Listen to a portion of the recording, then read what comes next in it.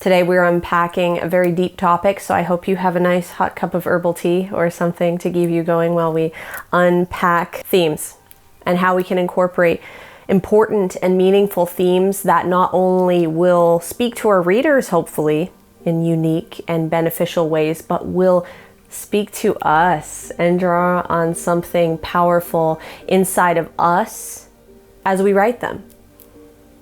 Because I'm sure you have felt this too, if you're a creative writer watching this right now, that each book is a journey. That's how I've always felt as I wrote The Blood Race, my series that I published, and the follow-up duology to that series. Each book was a complete journey. And at the end of each book, I was a little bit more transformed than when I was at the outset. So what is theme? How can we write powerful themes into our books without sounding preachy? We can probably all think of books or films or TV series we've seen where a certain message is being transmitted through this drama, and it's very loud and clear and rigorously being hammered over and over again to the point where we're like, you know, can I think for myself a little bit here? I feel like I'm being told what to feel and think about this story and these characters. So we want to avoid that, right? We don't want to be preaching something so much so that the reader feels like we're telling them what to think, but maybe we want to explore something that has always stirred within us, something we're passionate about, something we're inspired by. And first step, in my opinion, what I've noticed with my own writing journey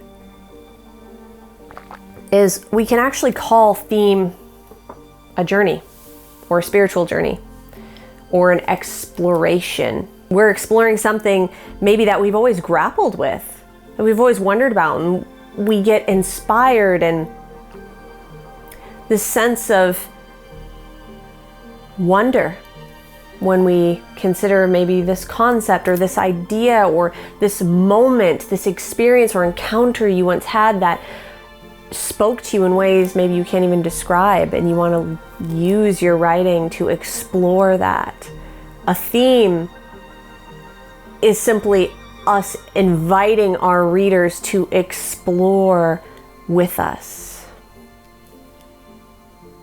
Now, your book doesn't have to have just one theme. I think that's where writers can sometimes feel cramped. I know I've felt that way. I would definitely feel that way if I was looking at my book and trying to figure out what is the one theme I want to communicate through this plot or through these characters. Your book can have as many themes as you want. It can have multiple themes, and each character can also have a theme to their arc, what their journey is, what they're learning throughout the story. Stories like the Chronicles of Narnia and Lord of the Rings do a really great job of showing how each character can have their own individual themes, different things that they're learning and exploring that might be totally different from what the character next to them is learning and working their way through and exploring. In The Lord of the Rings, we see how the challenges of the journey to deliver the ring to Mount Doom affect each character in the Fellowship in different ways, artfully weaving compelling and very human struggles into the story without ever coming off as preachy. Concepts like how we handle powerful emotions such as greed and jealousy. If you would but lend me the ring. No. Why do you recoil? I am no thief. You are not yourself. What chance do you think you have? And themes like the profound impacts of loyalty, courage, and solidarity, that's quite literally what propels the tale onward. I made a promise, Mr. Frodo. A promise. Don't you leave him, Samwise Gamgee. And I don't mean to. The Lord of the Rings has a large cast of characters, and through each of them, we see many individual arcs with their own respective themes being woven together to create the tapestry that is the larger plot. culminating in epic and moving moments like this, where the broader overarching theme of the whole series comes to the surface so beautifully. Folk in those stories had lots of chances of turning back, only they didn't. They kept going because they were holding on to something. What are we holding on to, Sam? That there's some good in this world, Mr. Frodo, and it's worth fighting for. In Narnia, we watch each of the Pevensies navigating their own journeys, both inward and outward. Edmund's moments of weakness are almost like questions to us. How would we react and respond to the temptation of power or achievement or feeling worthy?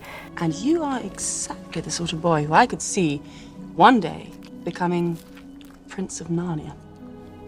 Maybe even king. Really? Through Lucy's character, themes about trust and belief, even when the darkness seems overwhelming, guide us into deeper concepts that invite reflection.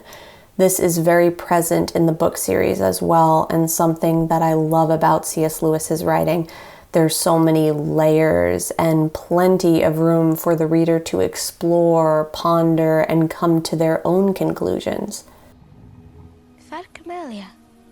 With everyone who died? Could I stop that? We can never know what would have happened, Lucy. But what will happen is another matter entirely. But wait, are these types of themes really just internal conflict? In part, yes, absolutely, but theme will transcend the conflict within the individual. Now we're delving deeper into principles, morals, concepts, and ideas that will linger in the atmosphere long after the book is closed or the film is over. If you're sitting down to write each day and you're wondering, what are some of the themes that are important to me? What do I get passionate about? How do I figure out what themes I want to incorporate into my story? Here are some really great questions you can ask yourself. And even if you already have your themes figured out, these can still be great questions to use as you go back through the editing process to bring those themes and ideas and concepts that you're exploring to the surface even better. Ask yourself, what matters to me the most in my life? What suffering do I want to help alleviate? What types of thoughts and experiences bring me a deep sense of awe and wonder? What ideas or concepts spark passion within me? And this is an incomplete list. This is just a springboard to get you started asking yourself more questions to find out what are some of the things that are like humming in your soul. How can we bring them into our writing? For me, that's what makes me so passionate about writing my book each day, is what the thing behind the thing. The reason I'm grappling with this and exploring this, and it's usually something that I have totally not figured out. And I'm just inviting my readers to partake in the mystery with me. I think someone who does this really well is a director I really have enjoyed watching some of his films, Terence Malick. In several of his films, he uses themes so beautifully to not communicate an absolute, but to introduce a mystery, a struggle, showing characters grappling with the hard things in life. Questions, doubts, fears, unbelief, striving to be strong but failing. And it's such a beautiful example of how theme doesn't have to be characters being their perfect ultimate selves, having all the answers, going from point A, a place of darkness and unenlightenment, to point B, knowing everything and being completely enlightened. It doesn't have to be this complete transformation. It can be falling apart, grappling with suffering, grappling with doubt, and reaching for the light. In A Hidden Life, we see this principle working in a very compelling way. In this film, based on the true story of Franz Jägerstätter, we are caught with the lead character in an intimate and frighteningly relevant struggle between following social pressure, or perhaps what might seem the easier option, and the convictions of our conscience. Doing what we feel on a deep, innate level is right. We're killing innocent people. Raiding other countries, preying on the weak. Your sacrifice would benefit no one. But rather than presenting a clear-cut and obvious choice, the story plunges us into the painful search for truth and justice along with the main character. We are prompted to lean into the story and wrestle with the suffering and confusion and see what we learn, see what we come away with. So rather than learning from the themes in a teacher-to-student format, we instead come away with powerful questions, bold dares to see the world through different eyes. If our leaders, if they're evil, what does one do? I can't swear loyalty to Hitler. I can't. Do you think your defiance will change the course of things? If God gives us free will, we're responsible for what we do, what we fail to do. This is one of the many things I appreciate in Malick's writing. The stories become personal to the viewer, surpassing the boundaries of entertainment to become much more like an invitation to participate in an ongoing conversation. The only way to be happy is to love. Unless you love, your life will flash by. How we can love better and give more, all these wonderful principles can be explored without this cut and dry, really clear path from point A to point B. And I think that's liberating, because as a writer, I don't want to gloss over the struggle or the exploration, the process, the messy bit. I don't want a clear-cut path from point A to point B. I want to spend time in the in-between, because oftentimes that's where we are, right? We connect within the journey. There's such a multitude of ways to bring your theme to the surface. Now let's take a quick look at my own stories, my series, The Blood Race, the theme that comes to the surface in the third book, Resurgence.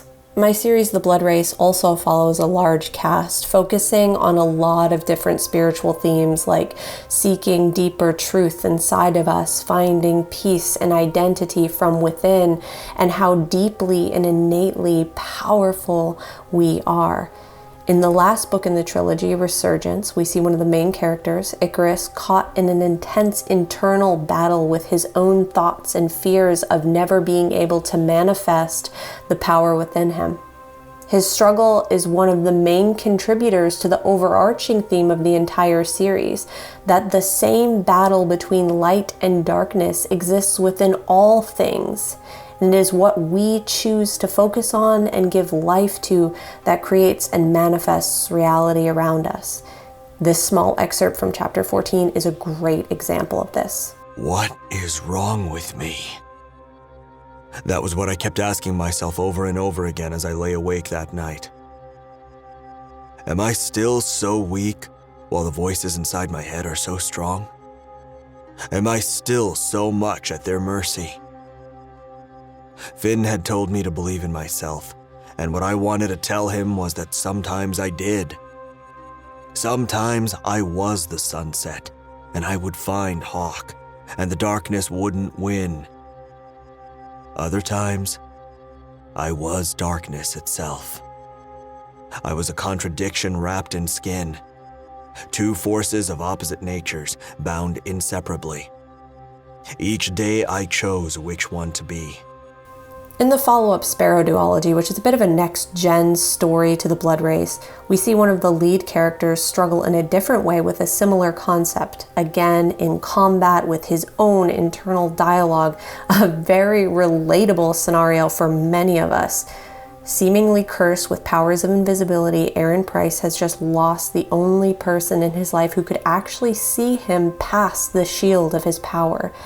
Weighed down with anger and regret, we see in this dialogue exchange with Icarus how no matter who we are or where we are, we can reach through our suffering and find redemption. Again, returning to that struggle within us, the light and the darkness. So you sacrificed yourself for Sparrow because you truly love her. I let out a miserable laugh, shaking my head slowly. Whereas I, on the other hand, have used her. I've kept her chained here. I've lied to her. She doesn't even know it, but I'm the reason she was trapped here in the district. I wanted the power it would bring, but that power... I blew out a sigh. It was all an illusion. She was the only thing that was ever real. Now I've lost her, and I will be hanged in the morning. Tears stung in my eyes. I deserve it. I deserve to die. I was going to betray her. I was about to do something I never thought I would do. We all have shadows, Aaron. He replied quietly. Two wolves battling inside us, one of darkness and one of light. It's never about eliminating one or the other. It's about which one we feed, which one we follow. That's what makes the difference. That's what saves us. So remember, it doesn't have to be a clear-cut path from point A to point B, where we are sort of just telling our readers, hey, I believe this, or I think this, or here's a nice principle for you to take home with you and think about. We can actually dig within ourselves as authors, as storytellers. We can take this opportunity to do some spiritual searching, some soul searching ourselves, digging within us and asking ourselves questions like, what am I passionate about? What kind of suffering do I want to help alleviate? How do I want to make this world a more healed and whole place? What do I want to speak to here? And we can ask questions. We can grapple with the suffering and the doubts, and we can reach for the light with questions and ideas and inspiring concepts. And we can communicate that through the story structure. We can communicate that through the characters. There is absolutely no right or wrong way to do this, and it's completely limitless. So explore. That's what I would urge you to do, is explore. Don't feel like you have to have one specific theme for your whole book and that each character has to sort of bring a contribution to this theme. Allow the characters to become themes themselves. Let the questions and the struggles become part of the theme that strengthens the story and the characters as they embark on this incredible journey of self-discovery. I can't wait to hear about what you're writing down in the comments below. Tell me, first of all, are you working on writing a theme into your story? I would love to know what your process is for finding what your themes are, what's speaking to your soul, what makes your heart hum. Tell me about it down in the comments, and then tell me about a story whose theme impacted your life in a really incredible way, like you saw a film or you read a book and you were just astounded and in awe and it changed something about your life. I know I can think of a couple right off the top of my head. I hope you enjoyed this video. I hope you got something out of it, something that you can bring into your next writing session to help you dig into and lean into the process of finding your themes and letting them inspire you, and in turn, inspire your amazing readers. If this video meant something to you, if you got something out of it, it always means the world to me when you click like and subscribe so that I know you'll be here when I post the next video, because I would love to have you in the community. You inspire me beyond words. If you feel drawn to give in some way, you can find the links to my Patreon, my Etsy shop, all kinds of fun things, and all my books, which you heard a few samples from the amazing audiobooks by Podium Audio. You can find the links to all of those audiobooks below. I highly recommend them. They're very, very entertaining and kind of cinematic, really fun to listen to. Thank you for being here, my friend. I wish you so much joy and peace and light in your creative journey. Namaste.